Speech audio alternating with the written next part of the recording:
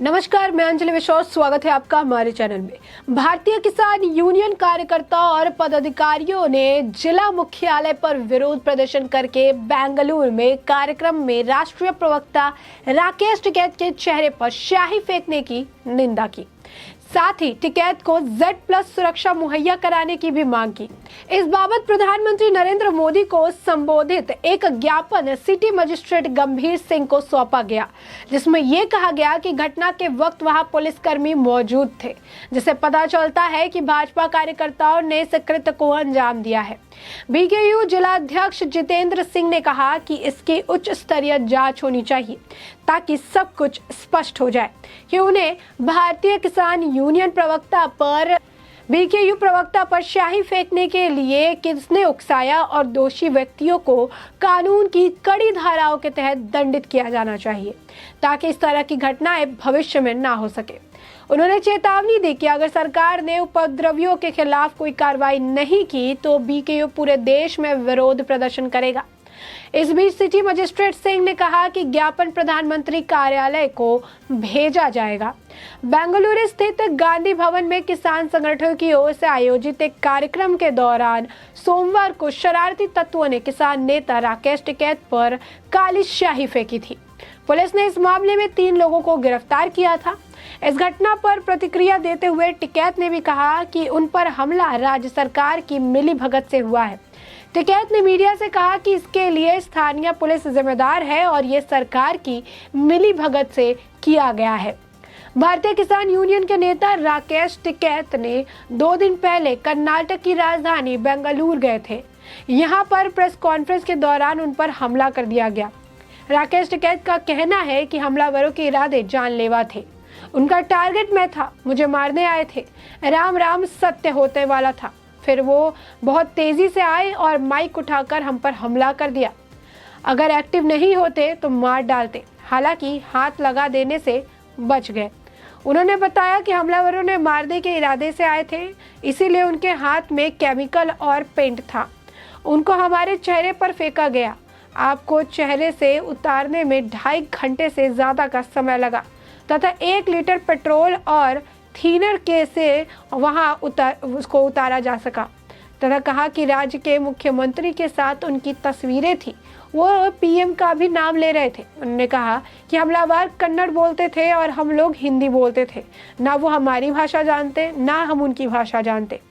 वो हमला क्यों कर रहे थे, पुलिस की जांच में पता चलेगा। पुलिस देखेगी कि वो कौन लोग हैं और वो क्यों हमला हम पर कर रहे थे।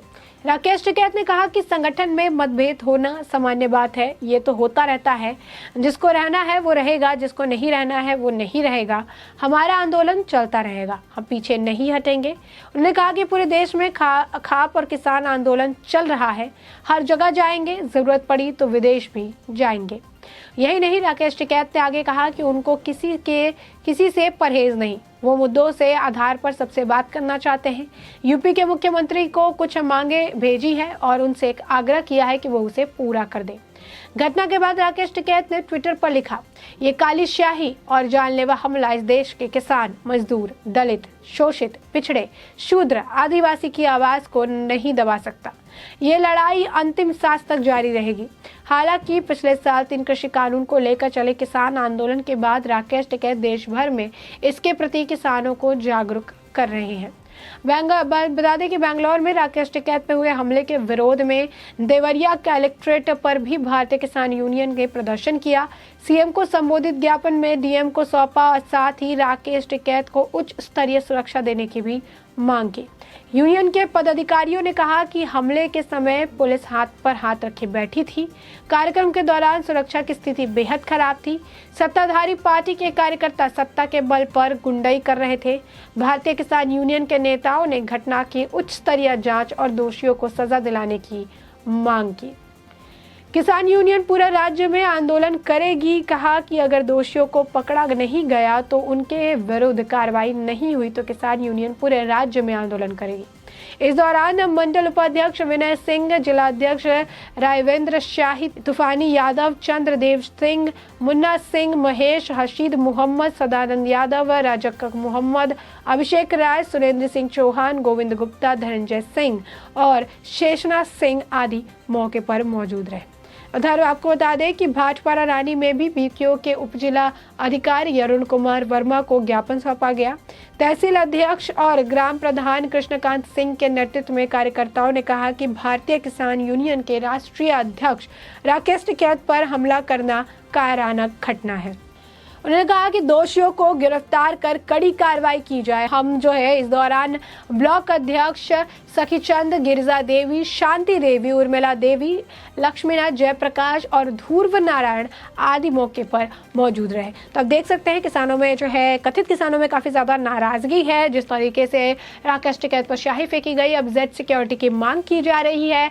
कहा जा रहा है कि जो भी हुआ गलत हुआ, स्याही जो फेंकी गई राज्य सरकार की मिली भगत है, पुलिस हाथ पर हाथ धर के बैठी रही।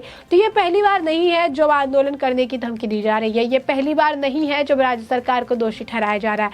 ये पहली बार नहीं है जब राकेश टिकैत इस तरीके से कोई ड्रामा रच रहे हैं। और ये पहली बार नहीं है जब राकेश टिकैत किसान आंदोलन और किसानों का कार्ड खेल कर अपना मतलब निकालने की कोशिश कर रहे हैं। और ये पहली बार नहीं है जब राकेश टिकैत इस तरीके का कोई पब्लिक स्टंट करते नजर आ रहे हैं। इसी तरीके के काम और सारी चीज़ें जो है करते रहते हैं। खबरों में बना रहना राकेश टिकैत को पसंद है, ये बात सभी जानते हैं।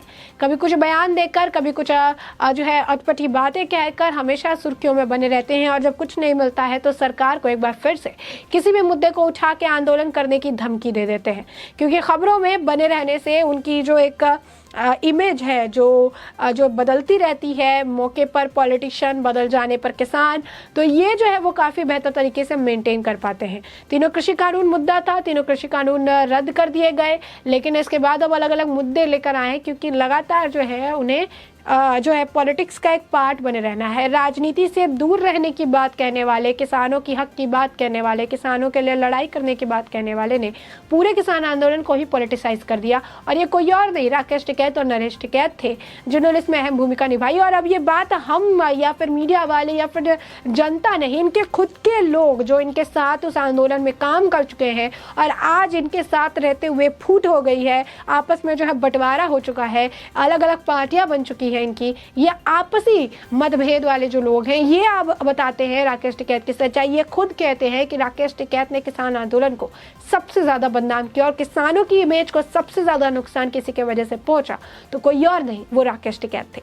तो साफ तौर पर आप देख सकते हैं कि राकेश टिकैत को लेकर जो कहते रहते हैं कि आपसी फूट को लेकर कुछ नहीं किया जा सकता, जिसे रहना है रहे, जिसे जाना है जाए, यही राकेश टिकैत जब इन्होंने शुरुआत की थी तो एक एक व्यक्ति के समर्थन के लिए गुहार लगाते थे, भीख मांगते थे, नजर आते थे। और आज जब इन्हें लगता है कि मुझे समर्थन मिल गया है, मेरी एक फेस वैल्यू है जिसे वो बरकरार रखने के लिए हर तरीके के स्टंट करने से बाज नहीं आते हैं, तो उन्हें अब लगता है कि अब जो है इस मौके का फ़ायदा उठाया जाए, अलग अलग मुद्दे उठाए जाए और सरकार को धमकाते रहना है ताकि हम सुर्खियों में बने रहें।